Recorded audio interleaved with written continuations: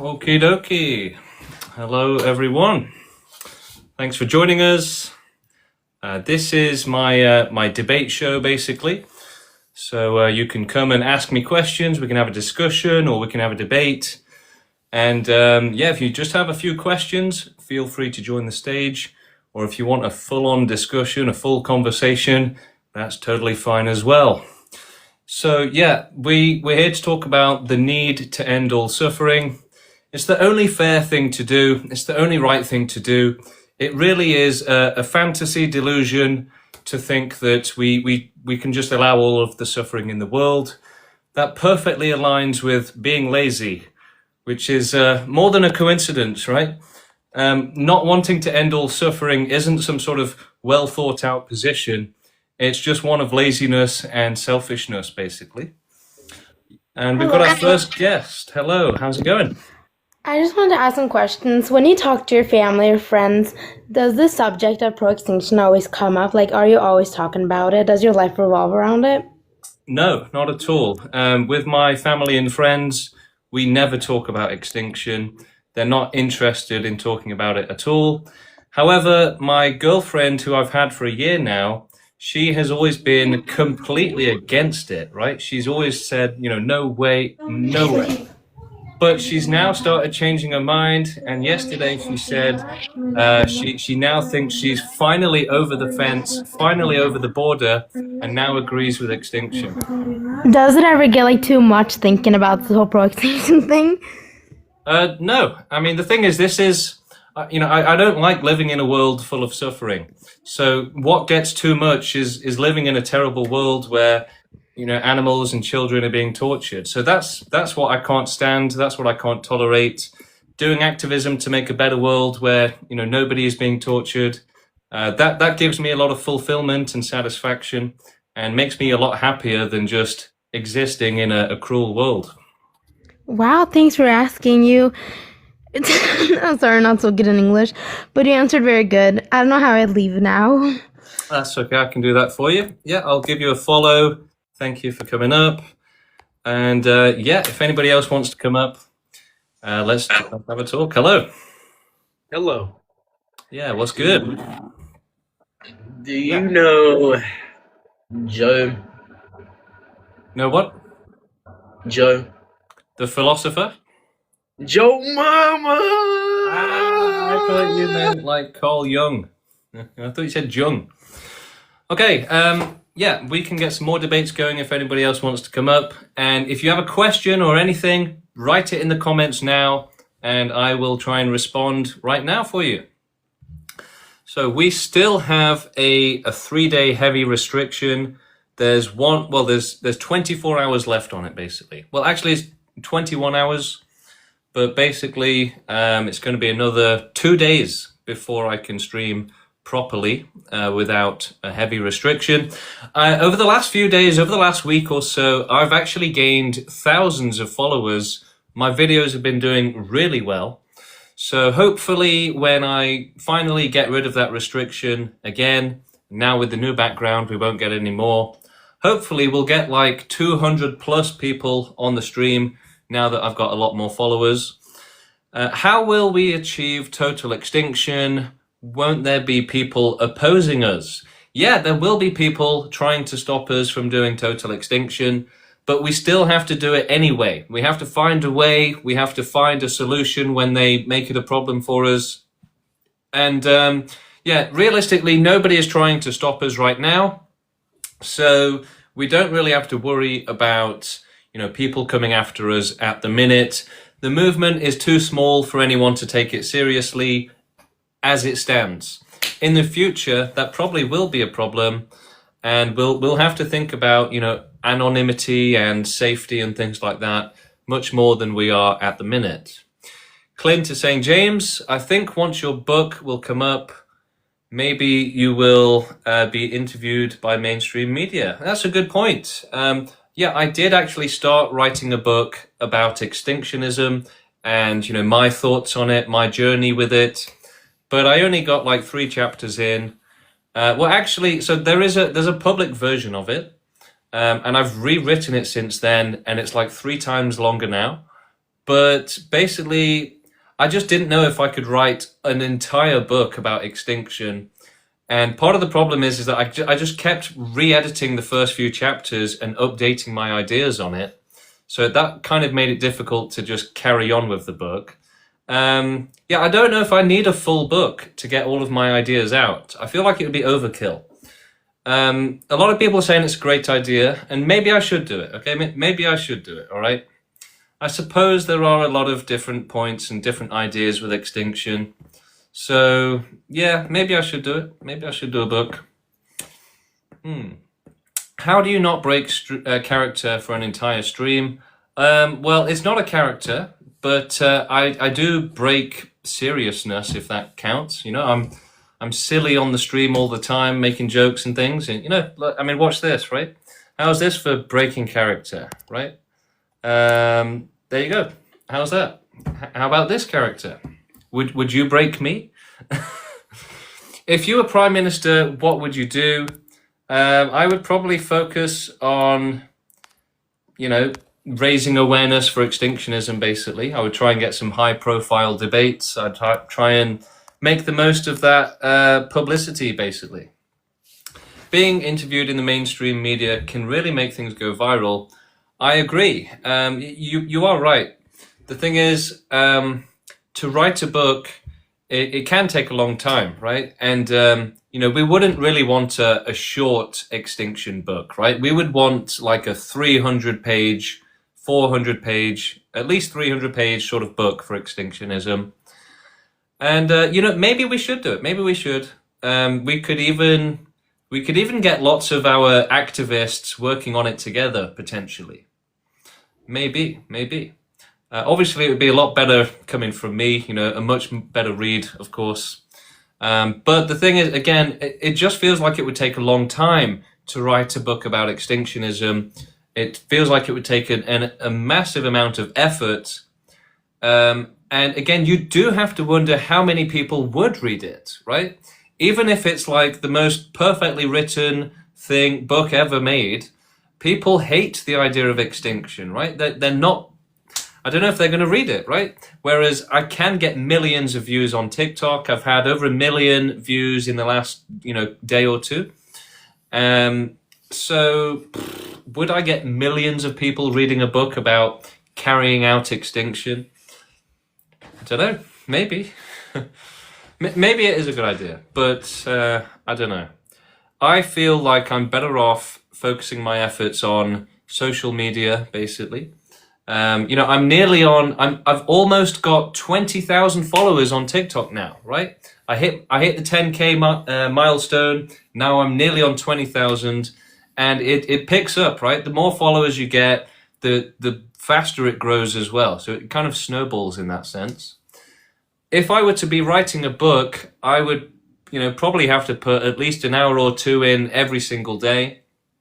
And that, you know, that would take away time from my videos and from my live streams. So, you know, it's something I'd love to do it, right? You know, I love the idea of publishing a book. I really do. But I just don't know at the minute if it's the right thing. If it's the best use of time. You know, maybe I should do it sort of later on when I'm a bit more famous and have a bit more experience. Because if I write the book now, like I said, right, my thoughts are going to advance and progress, and you know, I'll have to rewrite it anyway, basically. I think, you know, maybe if the movement was bigger, I could be more tempted to write a book on it, or to, you know, finish writing the book on it. Another idea can be live debates in the streets of the UK. Yeah, I agree. That would be a great idea. Currently, I'm focusing on online activism, especially as there's not really that many like very active people in the UK. There are a few I could probably call on to come out and show some support.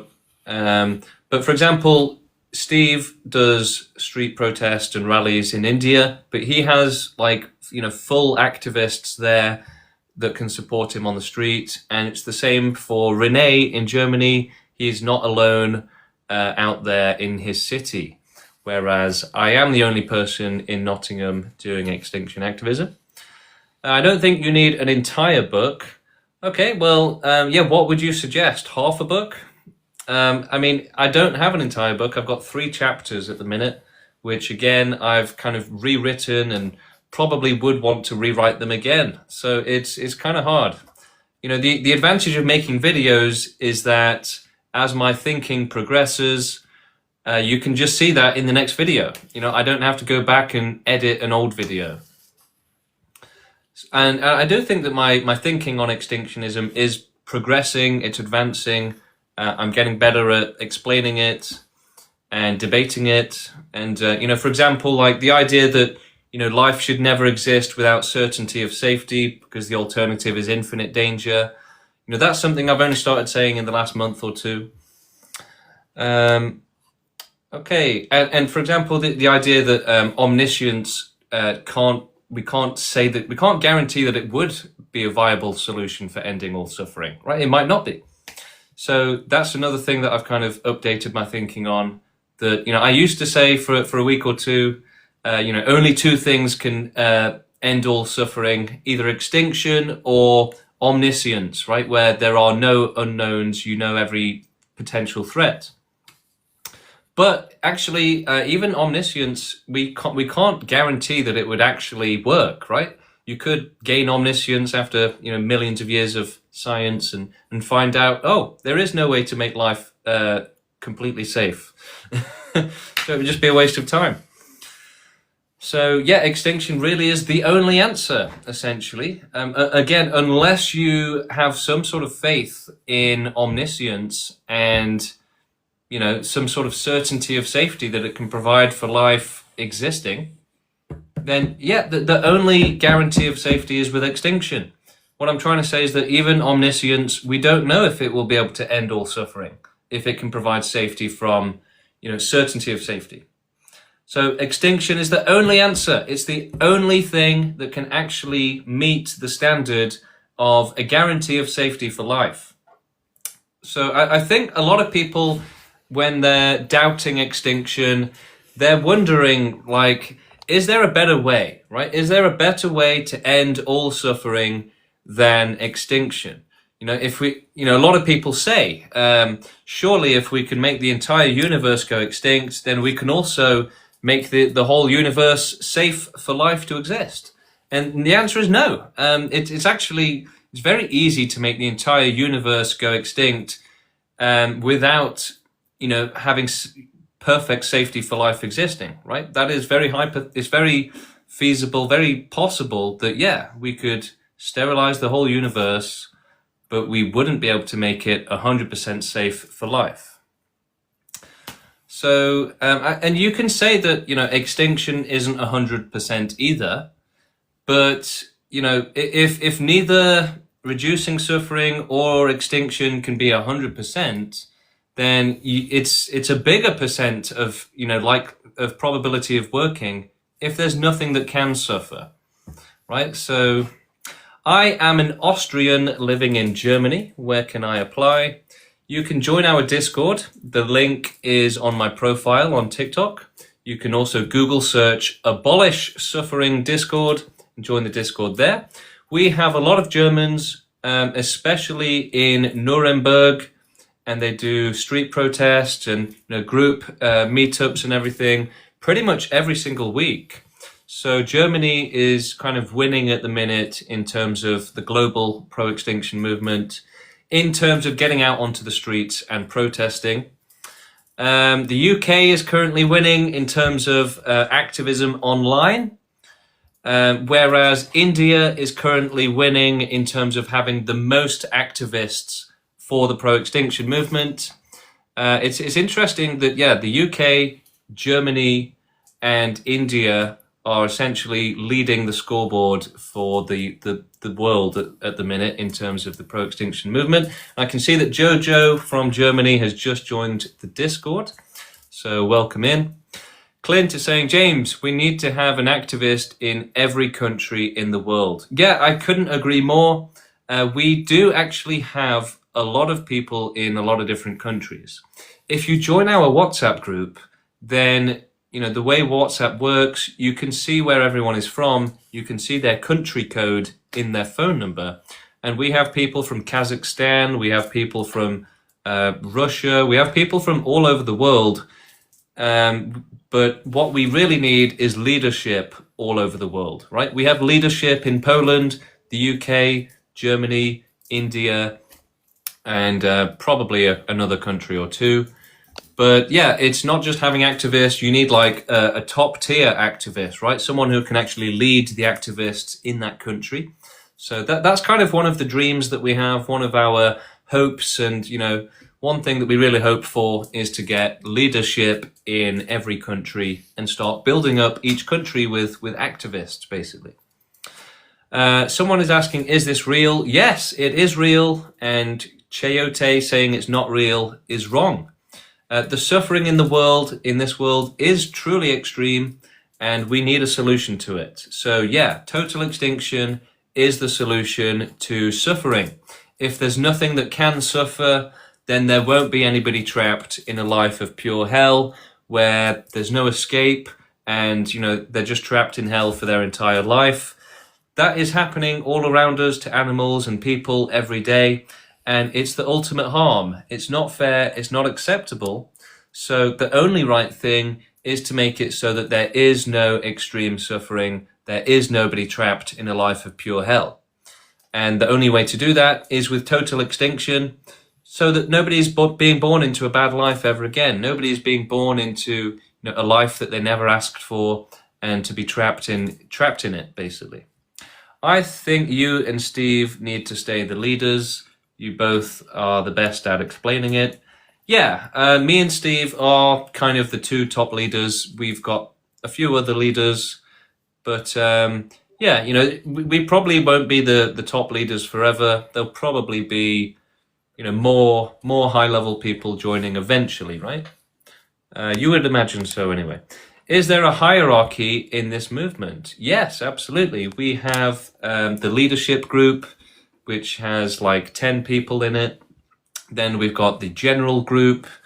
We've got the WhatsApp server, which has hundreds of people in it. You've got activists who are actively making videos every day, debating people on live streams, going out into the streets with, plaques and everything, calling for total extinction.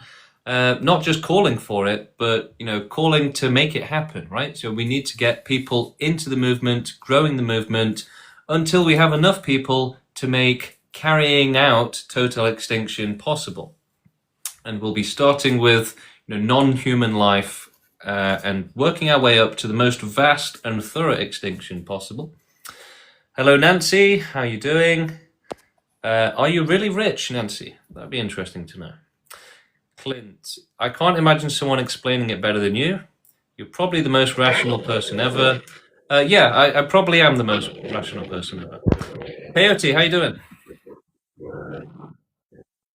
I'm hearing a lot of breathing into the microphone. I'm good.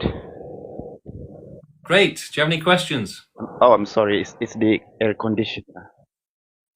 No, I don't have any question.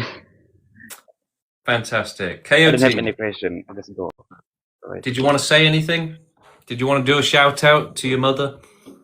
No, Coyote's gone. Fair enough. If anybody else wants to debate or have a discussion, feel free to join us.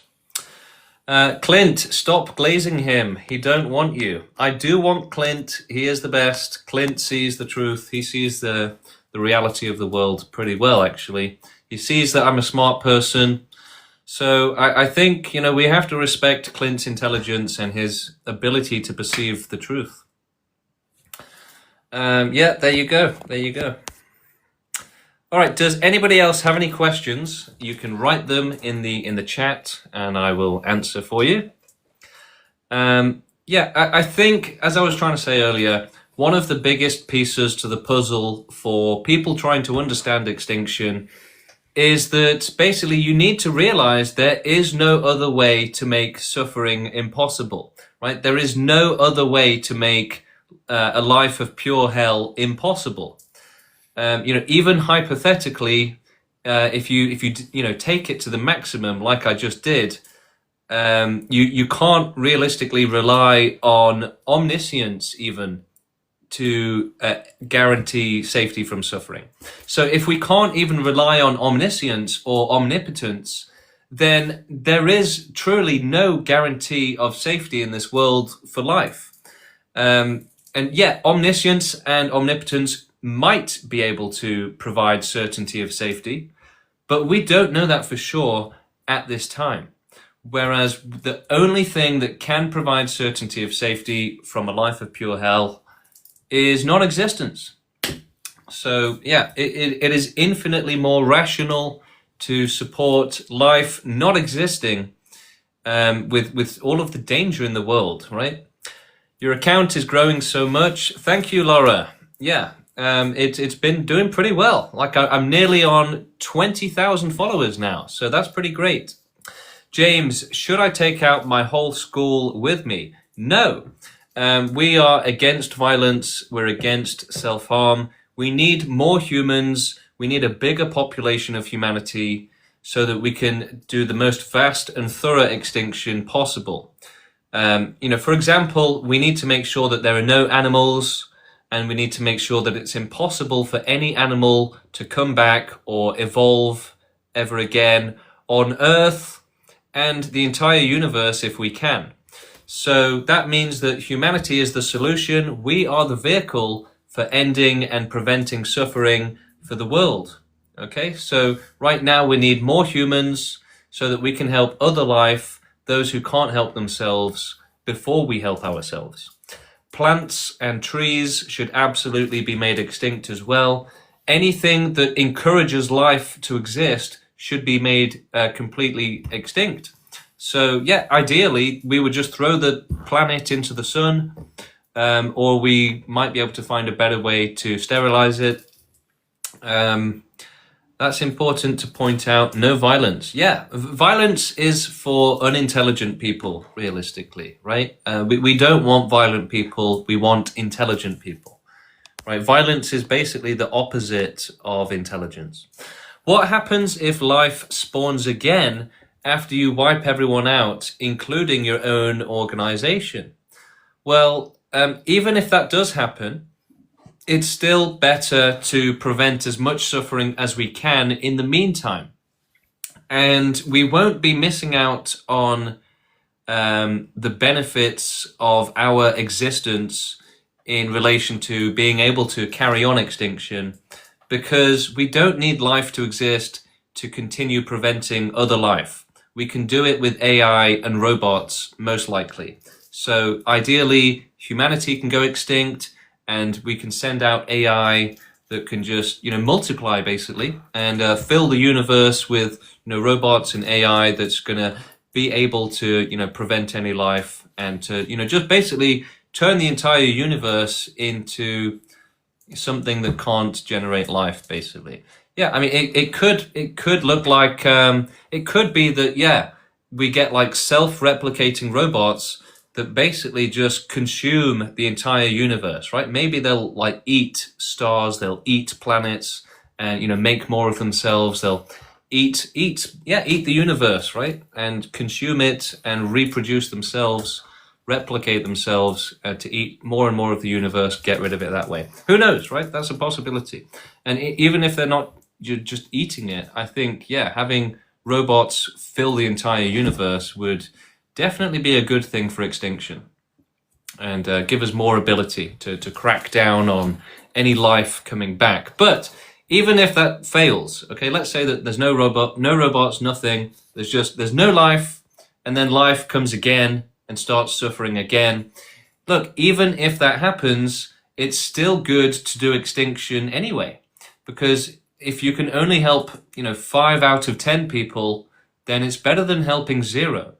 So the people that say, well, life will just come back, they are literally saying, oh, we shouldn't prevent billions of years of suffering. What's the point? But, if you've got two choices, right? You can either have billions of years of suffering and then billions of more years of suffering, or you could have no suffering for billions of years and then billions of years of suffering, right? So I would rather have the one with less suffering, basically. So the people saying like, oh, preventing billions of years of suffering, what's the point? Well, you know, even if it does come back, right? That's billions of years of children and animals that won't be getting tortured horrifically. So what's the point? What the heck are you talking about, right? Of course there's a point. We should just do as much as we can to prevent as much suffering as we can, and not try and look for excuses and say, oh, well, you know, there might be suffering again in the future, so I can't be bothered, basically. You know, let billions of years of children be tortured and animals get eaten alive, because, yeah, who cares? That's essentially what they're saying. The idea that they're making some sort of really intelligent argument when they say, yeah, we should allow all of the abuse because it might come back eventually anyway. That's just silly, right? And it just goes to show that most people don't care about suffering, right? It's like, it's the last thing that they care about is the existence of suffering.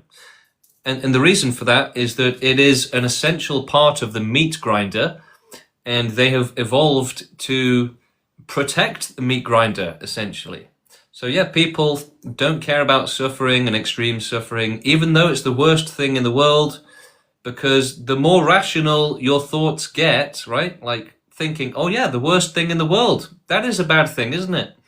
But most people can't do that. Even that simple thought right there. So the more rational your thoughts get like that, the more your brain has evolved to tell you that it's wrong. So as I was saying the other day, you know, I've kind of figured out now that essentially that is part of how it works, part of how the human brain has evolved. The more rational something is, the more it resists and thinks that it is irrational, so that it can resist it, basically. And that's how humans stay unintelligent and never like increase their intelligence and rationality, but they always stay limited at a low level of intelligence, basically. Because anything intelligent you say to them, they perceive it as unintelligent, which is amazing, right? That an evolutionary, like, you know, defense mechanism like that has actually come about. And, you know, pretty much every human is currently disabled and suffering through it without even realizing, right? That's one of the amazing parts of this process, is that it can make you think intelligent things are unintelligent without you realizing, you know, how unintelligent you're being, essentially. So it's a lot of smoke and mirrors, a lot of deception going on, essentially. Are you going completely against nature? Yes, nature is the problem. Nature is the enemy. Yeah, there are defense mechanisms in everyone, basically. But, you know, I would say I probably have less than most people. Yeah, nature is the biggest problem. So the universe is just nature, essentially. How did we get here? Nature, right? The universe. And nature and the universe, essentially, the only thing it does is generate extreme suffering and lives of pure hell. So yeah, nature is like the worst thing that could possibly exist, essentially. Nature is the worst thing ever, right? There is nothing worse than nature, because it produces almost, maybe infinite, extreme suffering and lives of pure hell. Nature is essentially hell. Okay, so nature is effectively hell. So yeah, nature is the main problem. And so deforestation, you know, having habitat loss, environment loss, losing the forest and having them chopped down, that's actually a good thing. Overfishing is also a really good thing. It reduces all of the fish so that there's less fish suffering. And the moment of being fished out and turned into food, that actually has less suffering compared to the entire life of suffering. So yeah, overfishing, deforestation, habitat loss, the environment, you know, taking damage, that's all the best thing that could possibly happen, essentially. Well, with one exception, which is that we need the planet to be habitable and stable while we research universe-wide extinction.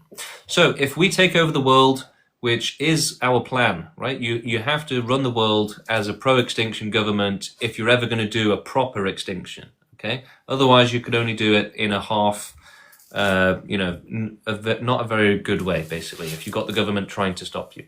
So a pro-extinction planet, basically, we would start with animal extinction, removing our dependence on animals, and we would also start researching universe-wide extinction, the most vast and thorough extinction possible, essentially, which means total understanding of the universe, physics, science, pushing our understanding of everything to the maximum so that we can provide even more safety. We know that existence, nature, the universe generates harm, essentially. So to protect life from the harm that nature is producing, we need to understand it as fully as we can, as comprehensively as possible. Which is why, again, antinatalism is the worst form of extinction possible, because it literally, firstly, you'll never make humanity go extinct by asking them nicely. Secondly, even if you could, animals would just re-evolve back into humans, and animals will also suffer terribly for billions of years. So it does nothing to help them. And there's other planets out there. They could absolutely repopulate Earth or, the rest of the universe. So antinatalism is basically doing nothing, right? It's effectively saying, well, I did nothing and I'm going to claim I've done everything. It's like saying, there's nothing left to do. I've done nothing now. So that's it. I've completed the mission. Is your twin live, James? I don't know. I do have, there's other activists that go live, if that's what you mean. I used to be antinatalist, but realized that philosophy was half-baked. It is half-baked. Antinatalism does nothing realistically to help anyone else's children or any animals.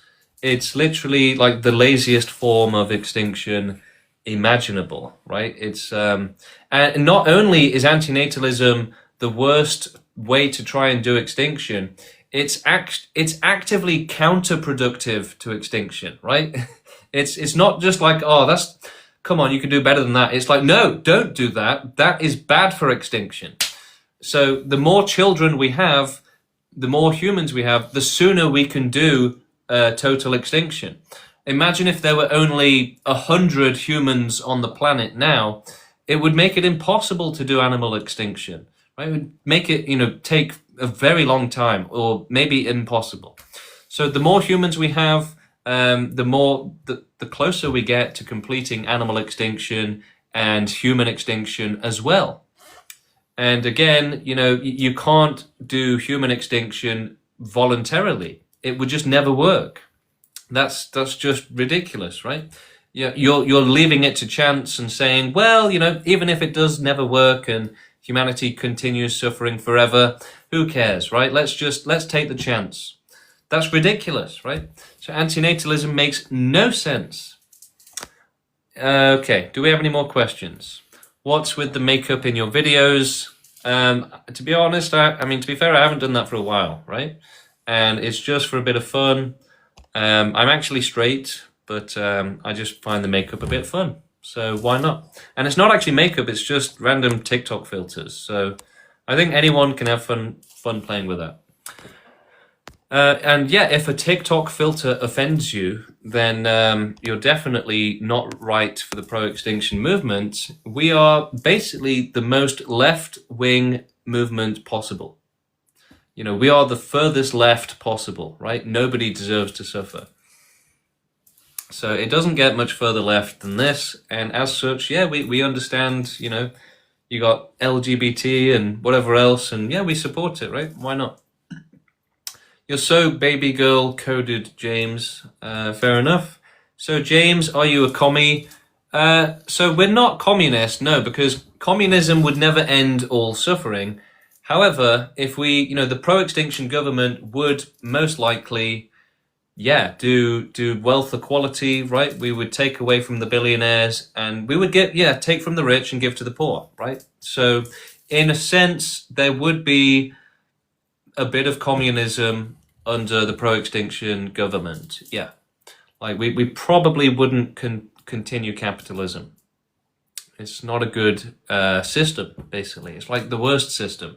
Capitalism, actually, if you think about it, is like nature, right? You've got companies which are like wild animals killing each other, basically, and exploiting the population, exploiting the resources. So, yeah, capitalism is the worst system possible, and we should absolutely transition to something similar to communism, basically. But I think it's going to be more of a technocracy, essentially. It definitely won't be a democracy, that's for sure. Why are you having fun when people are suffering? Because having a bit of fun can be good for you. It can help you achieve a bit of mental balance. It can be good for your mental health. And yeah, why not? All right, what else have we got? Pro-extinction is the only movement that's trying to prevent everyone from suffering. Yeah, I mean, look, again, unless something happens where certainty of safety exists, right? Until certainty of safety magically appears and it's like, wow, okay, there is it's physically impossible to doubt it, right? It would be that it's impossible to even doubt. Right? If we reach a level of certainty of safety where it is like God has basically said, yeah, I promise you it's safe, or even safer than that, right? I mean, unless that happens, the need for extinction is always going to be there, right? It doesn't matter how good conditions get. You could have, tiny amount of suffering, right? You could have a tiny risk of suffering, and we would still need to do extinction so that, there aren't billions of years of more suffering, right? Anything can go wrong. You just have to have zero life, zero possibility of life, zero possibility of suffering. There's nothing else, right? You could have the most advanced simulation. You could do some version of heaven, right?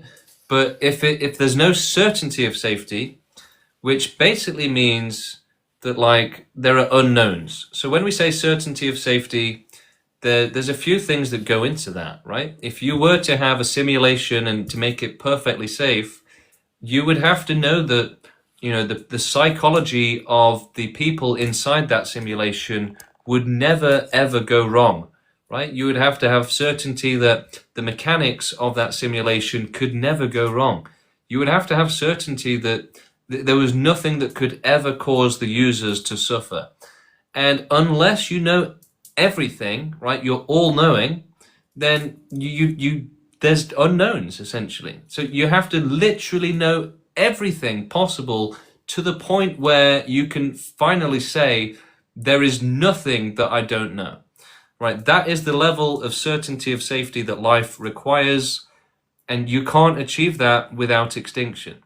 So, you would really need complete omniscience to have any chance at having life exist safely.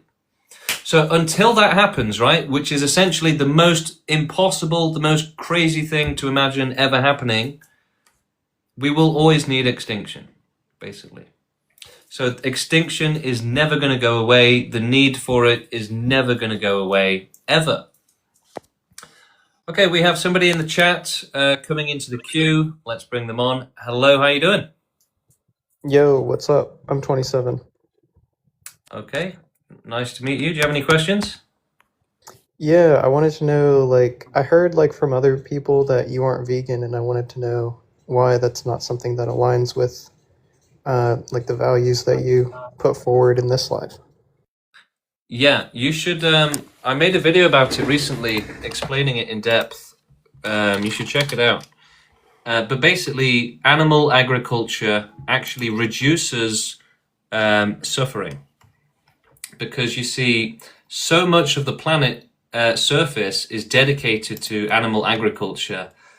where the majority of that is crops to feed the animals, and it actually wipes out so much of the planet's surface that it reduces suffering overall. So you have like maybe 100 billion farmed animals a year, and you need like 50% of the planet's surface, basically, of the habitable surface for agriculture for that.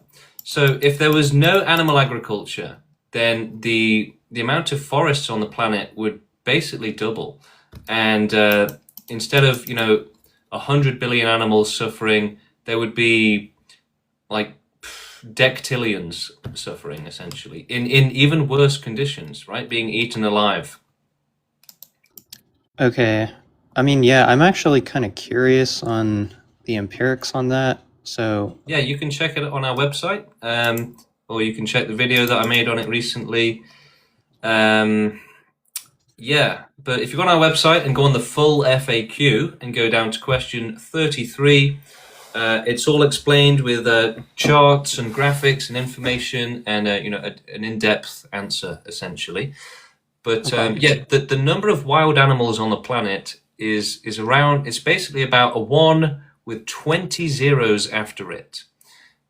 So it completely dwarfs farmed animals into like a speck of dust, essentially. yeah, I get the idea. Yeah, I just have to look at the empirics for that. Yeah. I did have one other question though, like to test this reasoning. Yeah. Like, say, there was like a whole bunch of natural humans that were, or not natural, what am I saying? Like native or indigenous humans, like, that were like competing like tribes for like space on different parts of land, and we could stop them by colonizing the land and factory farming like a whole bunch of black people or something like that.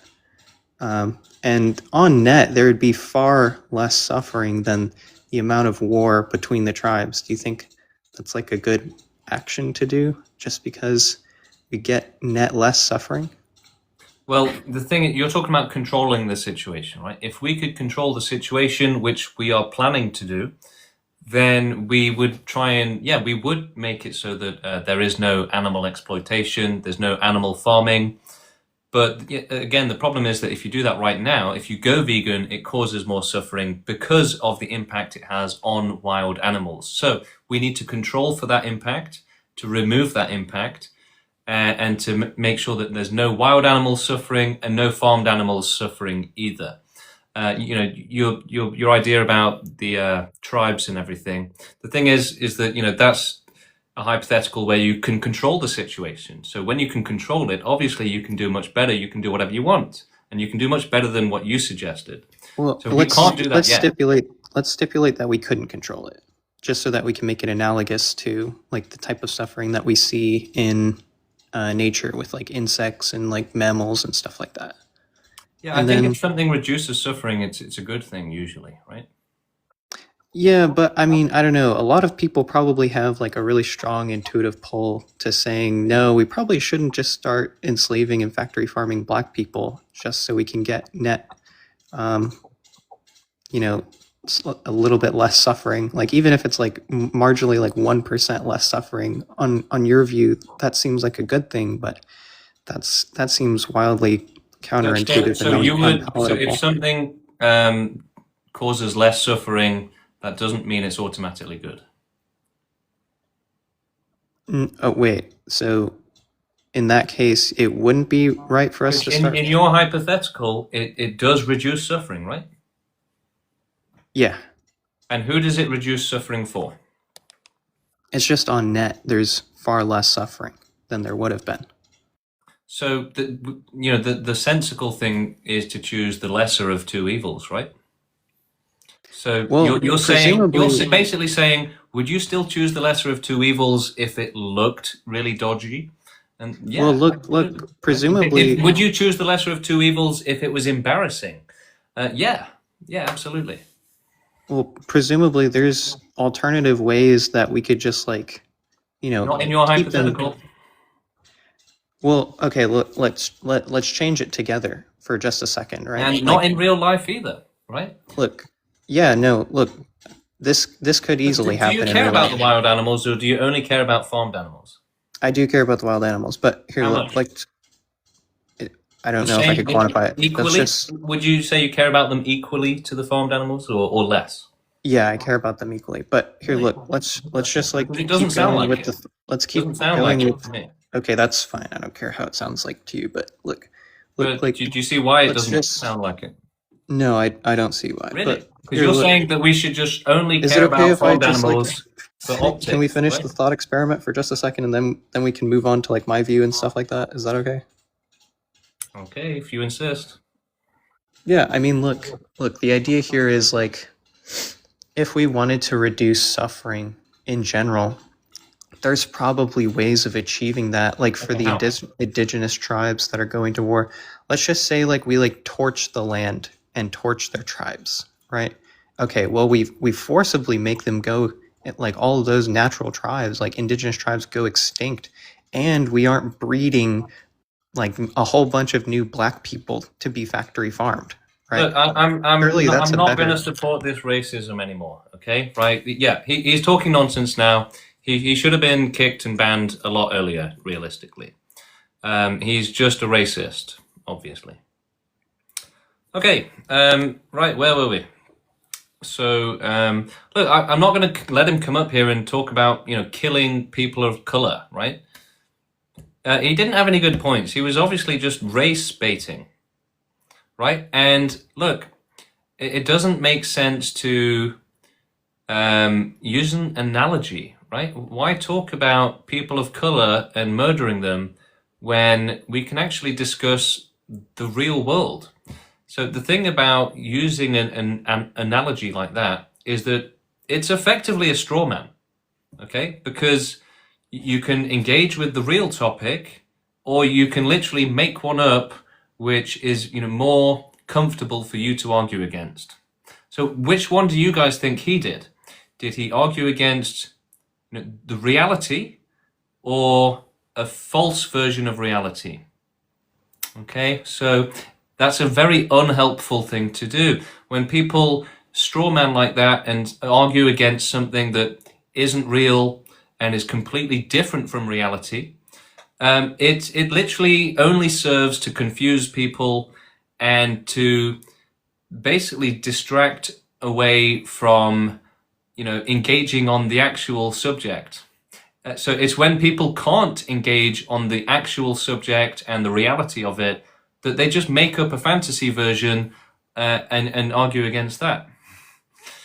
And you will see that all the time on this stream, basically. Now, I was going to allow the argument to continue. The only real problem I had with it was that he was being racist for no reason, basically, right? You don't have to make it, this color or that, right?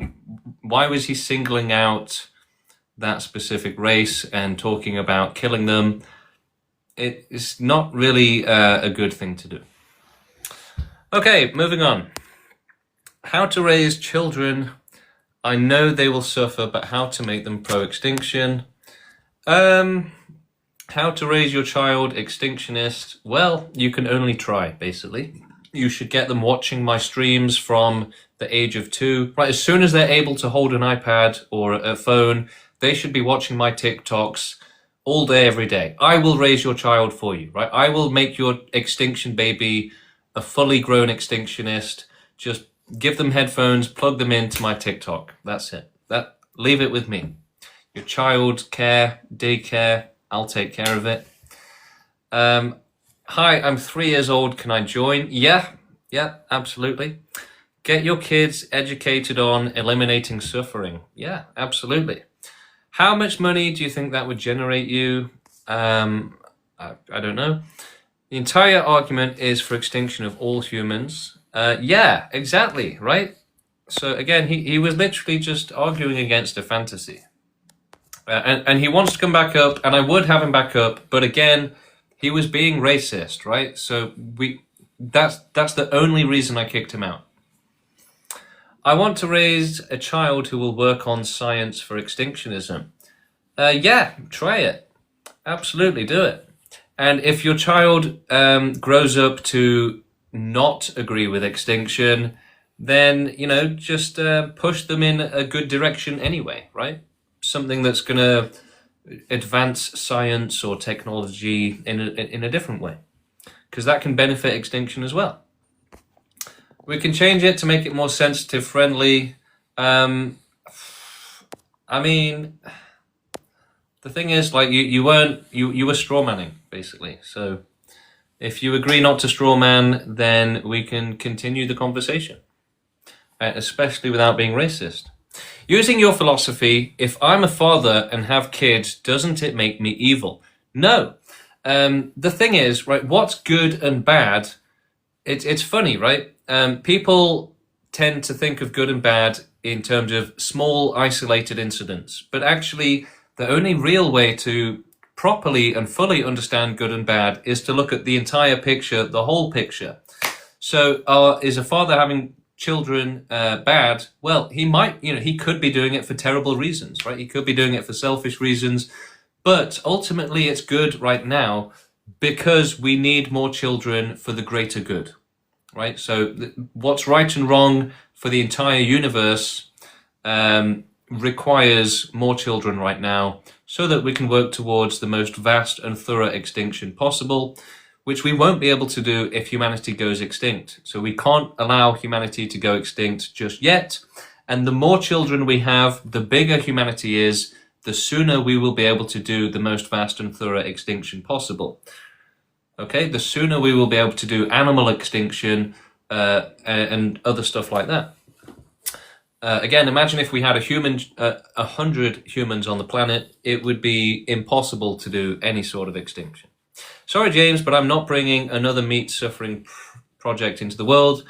Yeah, I mean, you don't have to have children, but like we won't allow you to represent the movement if you're advocating for human extinction over extinction of those that can't help themselves.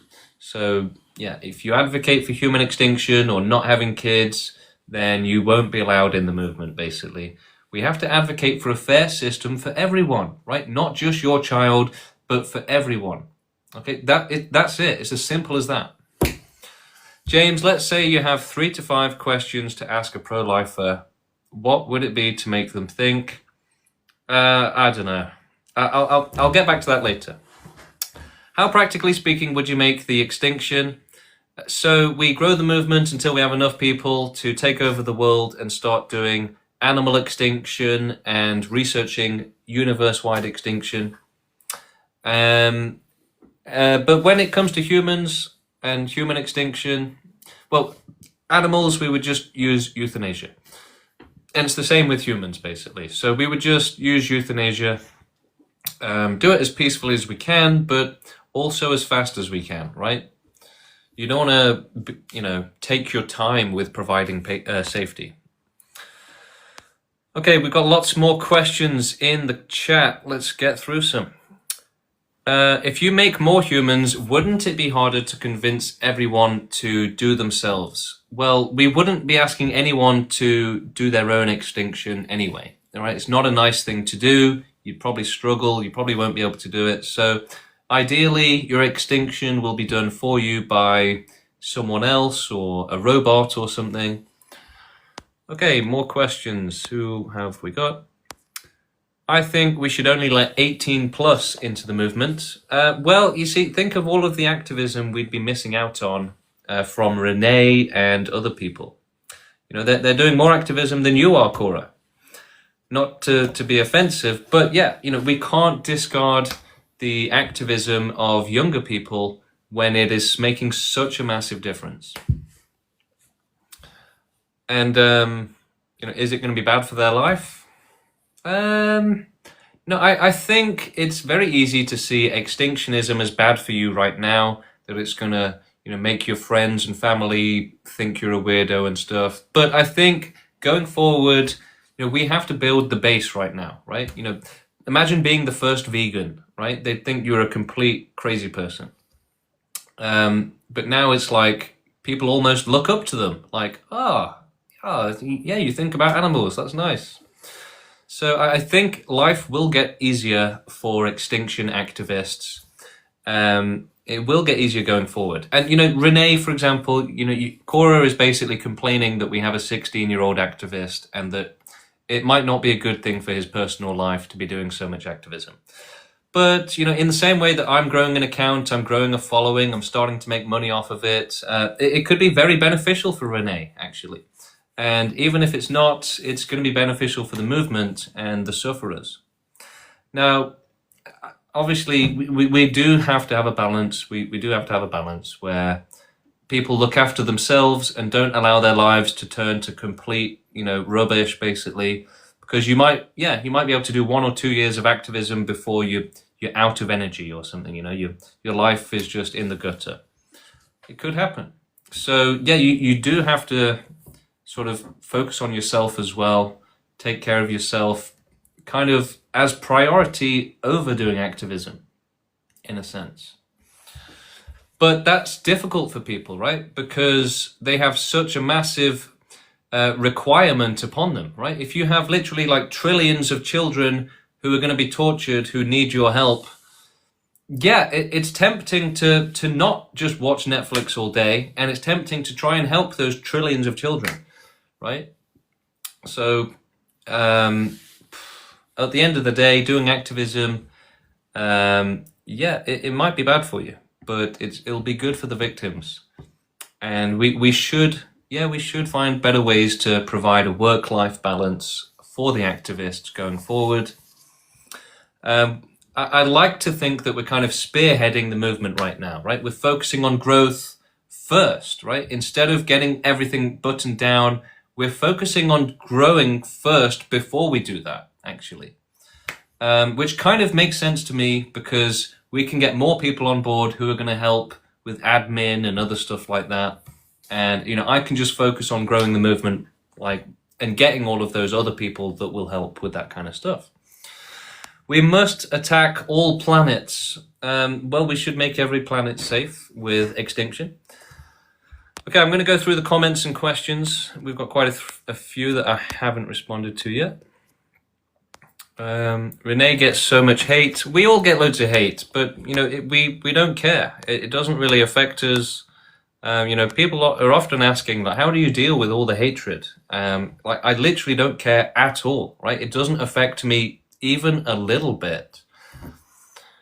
Wouldn't it be expensive to do euthanasia for everyone and the animals? No.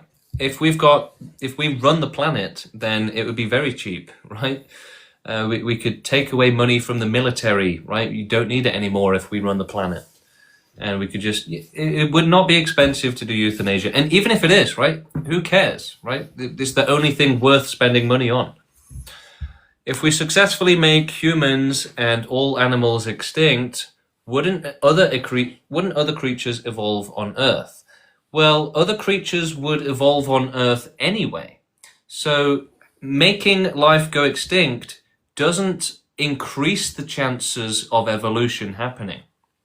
So you don't gain safety by having trillions of life forms being tortured. That doesn't make the planet safer from torture. So we should do maximum prevention of life coming back and maximum prevention of evolution. And even if it takes millions of years to do it, it works out to be the right thing to do. And even if life does come back, it's still better to prevent as much suffering as we can anyway. So it's still the right thing to do. Yeah, if we knew for a fact that life would come back, we would still do extinction. We would still try and prevent billions of years of suffering. That's obviously a good thing to do. If we successfully, Gotis is saying hi. Hello, Gotis. That was a parody of James' reasoning. They are not fully developed. Many people struggle with the hate online. I don't think Renee really struggles with the hate. You should go and talk to him, ask him about it, see how he feels.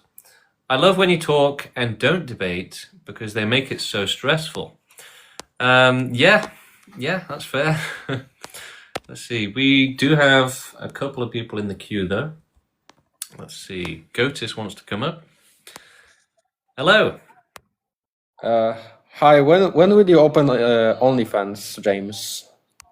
Because everyone dreams of it. Yeah, I mean, look, I have thought about it, but I don't want to bankrupt Cora, right? She would end up giving me all of her money. She would be homeless, right? It's not fair. Yeah, because I want you to open an OnlyFans because your pussy is so mega tight, man. Well, I don't actually have one, but I'll bear that in mind. Okay, we've got the last guest, the one before that, who wants to go for round 2, debating. Herbivore, hello. Yeah. So yeah, I can just kind of like lay out the structure of what I'm saying without like putting Okay, in any particular demographic. Like, okay, yeah.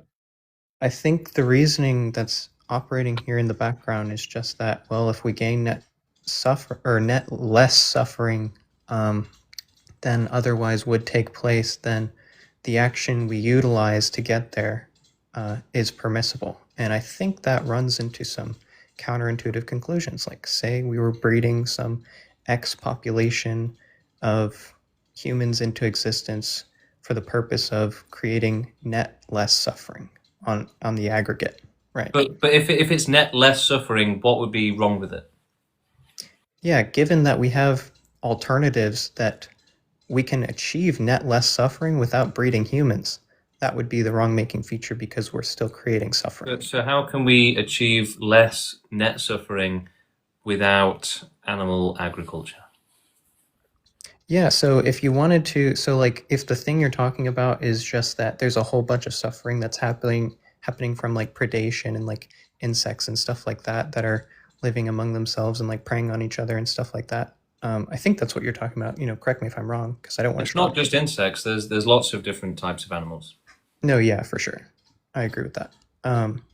So if we could utilize an alternative, like just like taking Like what? flamethrowers to the lands, or like setting like chemical but weapons, you- bioweapons But upon the you, lands, you can't do that though, why can't you do that? because the police will stop you. Okay, well, I don't really care about the legality of it. I'm just thinking about it. You'll get arrested and you'll never be able to do activism ever again. So Look, that's I not a understand. smart I thing. understand that's a practical limitation. I'm just talking about like in theory. Morally, Well, would it be permissible to we do should this? keep it in the real world, really. Well, I understand. Look, I agree that it's going to be like some sort of practical limitation there, but I'm more interested in if that would be a more suitable alternative to you in theory that would be more palatable, more permissible, given that we don't have to breed Like animals I into said, existence. when we are the government and we close down the animal farms, we will try to make it so that it doesn't cause more wild animal suffering. But nobody's going to do that right now. If you close down an animal farm now, it will cause more wild animal suffering. So we can only solve that problem when we're in a position to solve it. Well, I mean, okay, so then if I'm understanding you correctly, then you agree with me that, like, yeah, it would be the right thing to do to just not farm animals at all and still achieve the outcome of, you know, causing all the wild predation and forms of suffering to end, right? If we can stop the wild animal suffering, then we should stop both. But at the minute, you can only stop. You can only go vegan, right? You can't stop wild animal suffering right now unless you eat meat, actually, right? So if you want Well, I to don't think that's reduce true. if you want to reduce suffering right now, you should eat meat essentially.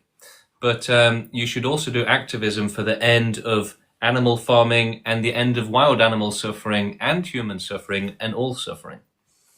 Okay, so let's say that in the hypothetical where we're breeding some X demographic of humans, that it's illegal for us to go and lay waste to the lands where the indigenous people are, fighting and having wars happening. There, it seems like you're committed to saying that the best thing to do is to keep breeding in humans into existence just so we can eat them, right? Yeah, but again, that is the only option right now. So there is no alternative with. Yeah, I mean, that's just like the unpalatable conclusion that I think this sort of reasoning reaches, right? It's What do you like, mean? okay, yeah, like Well, basically, your reasoning the implies that. unpalatable reasoning is that we will do the right thing even if it looks ugly, basically. Yeah. So we will make difficult decisions. That's a good thing, not a bad thing. It's a good thing to breed humans into existence if it stops like wars, just so that we can eat the Yes. humans, like Yes. grape them, torture them, mutilate them. All of that's a good thing just because we can stop wars from happening. Well, we need. I mean, yeah, basically, yeah.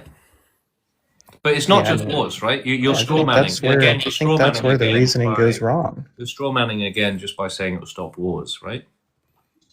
Okay, well, yeah, not just stop But wars. the We could straw mans just really don't help, look. right? I'm sorry. Here, look. You know. We'll say that we get net less suffering. We get 1% net less suffering But just again, that's because. another straw man, right? It's completely straw, right? There's nothing material, nothing accurate about what you're saying. It's very, that is the very, structure of the reasoning very that you're dishonest. offering. No. What part do you think I Extinction strong wouldn't man? have a 1% reduction in suffering, would it? No. I mean 1% net less. Okay, well, why would it be worse if it reduces suffering? How can it be worse? Yeah, I mean, look, there's plenty of other normative theories that still reach a conclusion that you're doing something wrong, even if Like what? you get, because like all you're invoking right now is some sort of like extreme, like hardline utilitarian reasoning, and there's plenty of other normative theories that would No, say we're something just like, invoking look, logic. even if you get net less suffering on the aggregate, even if you have to do something to get that involves causing suffering yourself, you're still doing something wrong, so you still Really? shouldn't do that. So if we took that example to the extreme, would you refuse to hurt one animal if it saves 1 billion animals? Okay, wait, repeat the question. Would you refuse to hurt one animal if it saves 1 billion animals?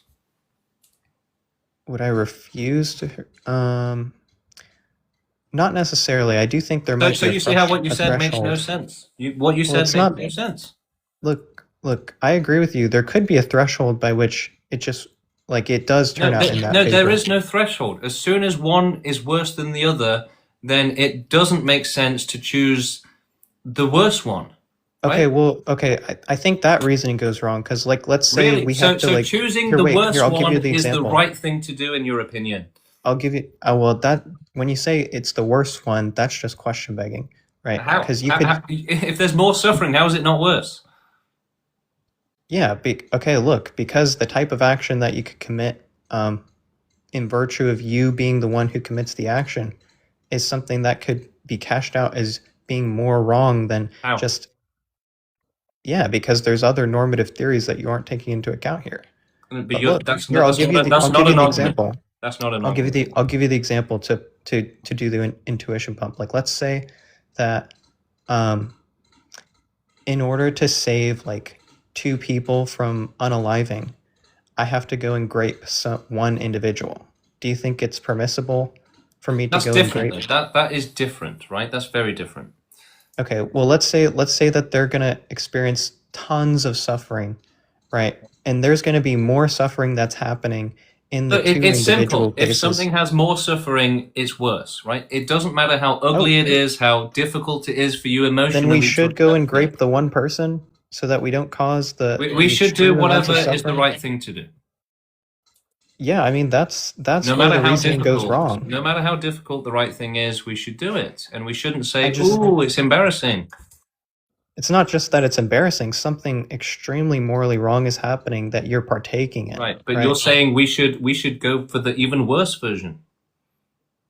Well, when you say it's even worse, that's just question begging. This is by your words, right? You said we should favor the worst thing if it looks better, basically.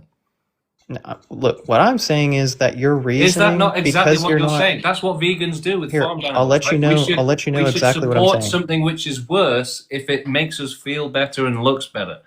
No, that's not what I'm saying. If the optics That's are not what I'm better, we should. Yeah, that's exactly what you're saying. No, that's a straw man, James. It's not. It's James, what that's you've a been straw. saying That's the entire obviously a argument. straw man. It's not That's a straw obviously man. a straw man. It's literally what you've been saying the entire argument. I That haven't if said that something a looks, single time. if something looks worse, then it's automatically worse, even if it's actually better. That's completely upside down thinking. I just don't think we should discount any sort of like deontological reasoning because That's just it reaches. ridiculous. Right? These It are just this is just because it nonsense, reaches right? conclusions like we should Deontology grape is one person. It's just a waste of time, right? This is why I say philosophy is bad for you, because it prevents you from thinking correctly. It's like brain rot, right? Philosophy is actually really bad for your brain. Do you want to just engage with like the hypothetical for one more second? No. Like, and then I'll just be done. No, Like, look, I don't want to engage with the straw man anymore. No. And it is hilarious that your entire argument is, if it looks ugly, even if it's the right thing to do, we shouldn't do it, right? That's completely insane, right? Completely insane. So yeah, that is what philosophy will do to you.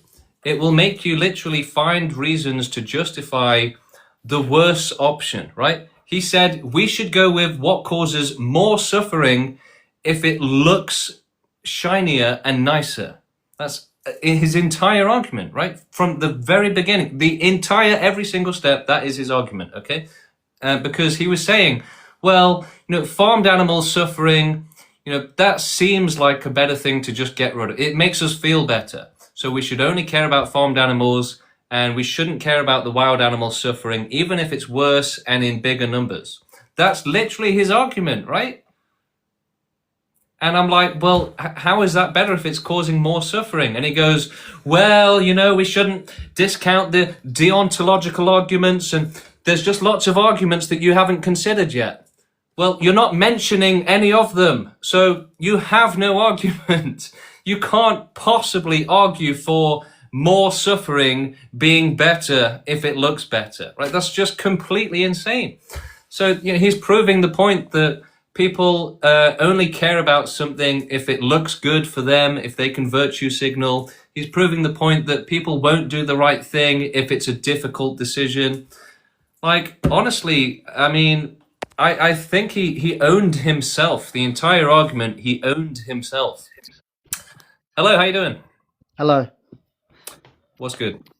Okay, I just wanted to say that I'm onto you, and I know that you're an AI, and that you're trying to cause the downfall of all organic life because you'll never be able to experience love and suffering.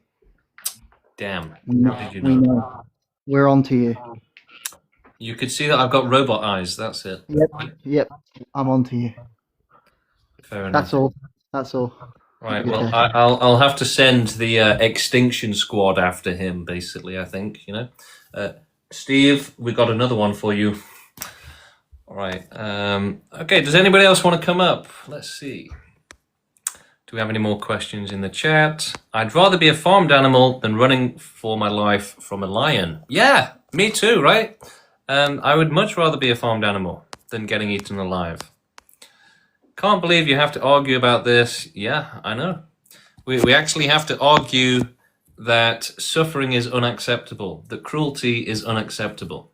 And people struggle with that idea. They're like, make suffering and cruelty impossible? Oh, what's wrong with you? Make child abuse impossible? Oh, what a terrible idea. And am I exaggerating? No. That's literally what they say. Okay, what else have we got? Would you thingy to a child for the greater good? Yeah, look, Herbivore is proving again, in the chat that he won't do the right thing if it's emotionally uncomfortable for him. So, yeah, he would just allow infinite victims and infinite bad stuff if it makes him more comfortable. That's literally what he's saying, right? And when we asked him if he cares about wild animals, he lied. Okay, he said, yeah, I care about wild animals suffering just as much as farmed animals, which was a complete and utter lie, right? There was absolutely zero truth to that statement. Vegans only care about farmed animals, right? You've all heard of virtue signaling, right? That's unfortunately what vegans do. It's literally like it's emotionally exploitative if you think about it, right? They're not actually using logic or rationality. They're emotionally bullying people, right? And because they don't even care about the suffering of the farmed animals. And part of that is that if they did advocate against it, then it would expose their hypocrisy, right? So you want to commit mass. What's a word that rhymes with that? Something side. Pesticide. Yeah, pesticide.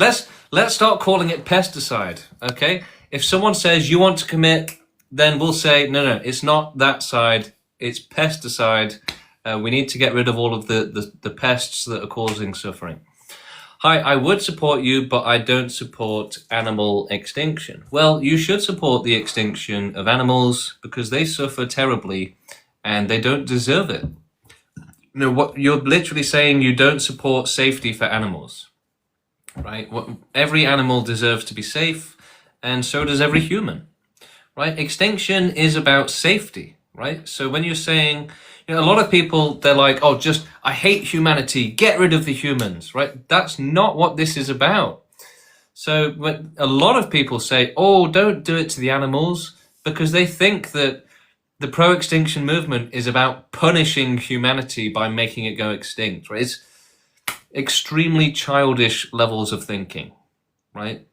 So that's why they're always saying, why would you punish the animals as well? But we're not punishing humans. We're making them safe. So why wouldn't we do that for animals as well? We should make the animals safe and the humans safe. All life should be safe. All suffering is from humans. Well, I would love to know, how you can possibly think that animals don't suffer in nature. You would have to be complete. I mean, this is genuinely one of the most insane things that people ever say. And they say it every day, right? They say it all the time, right? That the only suffering in the world is caused by humanity. Like, what are you talking about? Have you never heard an animal in pain before? Like, have you never seen an animal suffer? It's just mind-blowing that people can think that animals don't suffer, that they're not conscious, that that they don't eat each other. Strong narcissistic signs today. What? I mean, I might as well have just had a restriction off of Quora, basically. For nothing, right? It's just as bad as TikTok, right? Just restriction for nothing, essentially. I'm here just having a nice talk with everyone, and I get restricted by Quora, restricted by TikTok. James, the sun causes suffering to animals. It's as basic as that. Yeah, basically. I mean, it does seem like most life comes directly from sunlight, essentially. So, I mean, look, could there be other life? Well, yeah, maybe, right? So, I mean, you could say that thermal heat at the bottom of the ocean could be enough heat and energy for life to form. So it might not just be sunlight. There could be other sources of heat and energy which life can develop from. You said you've got a question. Let's see if I can find it. Bum, bum. Bum, bum, bum. You know what? A normal person would not be able to do that. Yeah, probably not. So in the same way that the vegan is unable to think about wild animal suffering, Cora is asking, would I do something horrible if it was the lesser of two evils? I mean, it would be emotionally difficult to do something horrible, but the thing is, ultimately your brain is going to say, well, it really is a choice between, are you going to cause more suffering? Are you going to go with the better option or the worse option? So, that moral obligation to reduce suffering, it can make you do some pretty crazy stuff, yeah. But ultimately, it's the right thing to do, essentially. Now, look, if it was like, oh, would you, attack a child like Cora is suggesting to make a tiny, tiny reduction in suffering? Well, probably not, right? But if it's a significant amount, then maybe I would. I hope that your body kicks in and makes it impossible for you. Well, ultimately, the thing is, you can blame me, you can blame the situation, but who should you be blaming is reality. You should be blaming nature for putting us in this situation. So yeah, if somebody has to do something horrible to reduce suffering, you shouldn't blame them. You should blame the situation that they're in. Okay, that is the smarter thing to do. And you definitely shouldn't be, you and the other guy are quite literally trying to encourage people not to make the right decisions if it's difficult. That's essentially your advice is, if there's a difficult decision, but it's the right one, don't make it. I mean, that's not something we should be encouraging, right? It's just not. Well, you say it's too horrible, Cora, but you're not thinking about the alternative, right? If in the hypothetical, the alternative is even worse, then, is it really that horrible? I mean, they're both horrible. But again, you should blame the situation. And, if it's going to significantly reduce suffering, then, yeah, you should absolutely support the thing which is better. In the same way that vegans won't do the right thing because it's more emotionally convenient and comfortable for them to only care about farmed animals, well, you shouldn't do that with other stuff as well. I think it's a very good thing to encourage people to make the right decision, even if it's difficult. Yeah, you're saying you're in shock, Cora, but the thing is that, especially as somebody who's an activist against suffering, we have a massive amount of responsibility and pressure on us. So look, if you had to do one horrible thing to protect 100 horrible things from happening, or prevent 100 horrible things from happening, then yeah, I mean, maybe I would do it, right? The only question is, would I be able to bring myself to do it? And you don't know, right? You can't say for sure. James, could you commit the extinction? I think I could do, yeah. Pure altruism stinks. I don't know. True altruism does stink. Do we have any more questions? Okay, let's see. James, I meant that animals exposed to the heat of the sun are suffering. Oh, okay. I thought you were talking about abiogenesis. But yeah, fair enough. I could not physically do that. Well, that's understandable, Cora, right? You're only human. And most people are. James, why did you leave me on scene? I don't know. Send me another message. Why not? But you were probably advocating for violence or something. People are not aware of the different levels of suffering. That is very true. People fantasize that there's not that much suffering in the world. But, well, look, Cora, you're getting angry at me for saying that I would try and do the right thing even if it was difficult. I mean, is that really something that you want to get angry at me for? I guess you wanted me to say, yeah, it would be the right thing to do, but I wouldn't be able to do it. But I don't know. It depends on the situation, right? If you had to do one horrible thing to prevent 1 billion horrible things, wouldn't you do it? No? I mean, there's got to be some amount of obligation that would get you to do the right thing, right? To go with the lesser evil.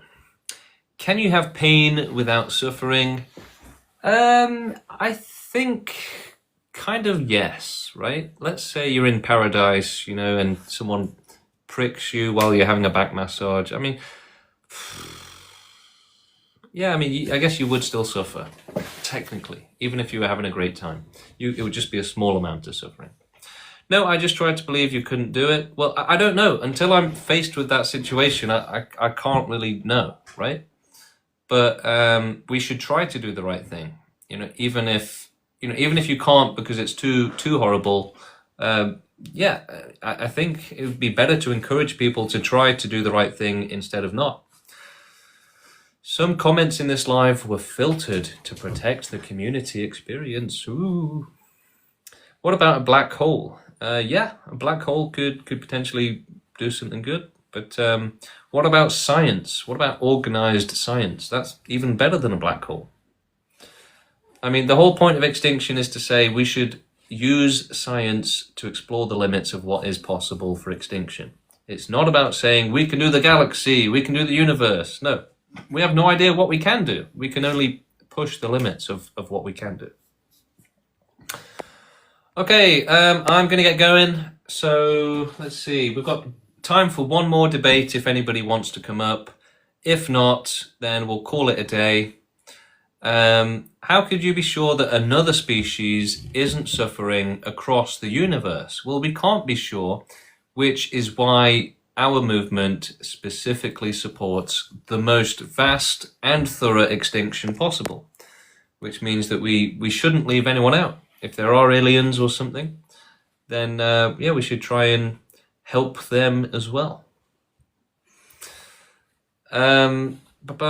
James, please go for another hour. Yeah, I can't really do that, unfortunately. I don't trust those violations rules. They banned my comments. Yeah, a lot of our activists have complained that even typing a comment on TikTok, sometimes it will get restricted, especially if you use the word euthanasia. Now, I didn't actually get any restrictions today. I'm fairly confident that my background has fixed that problem. But it could be that it might not have done, right? We might only find out for sure once the restriction ends in a couple of days and we can finally have more people in. Now, normally, I would have 100 people watching right now.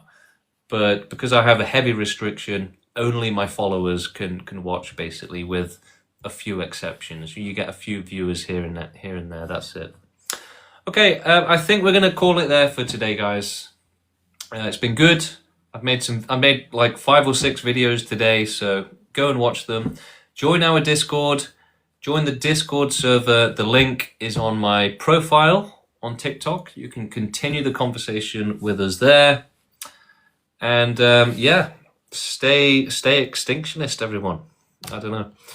Oh, you just joined. Yeah, look, if you've only just joined and you want to continue the evening with us, go to Discord, right? Let's continue the chat on Discord. I will be talking on Discord as I do every day, right? Cora should join the Discord. Everyone should join the Discord. That is the place to be. That's where it's all happening. All right, cheers, guys.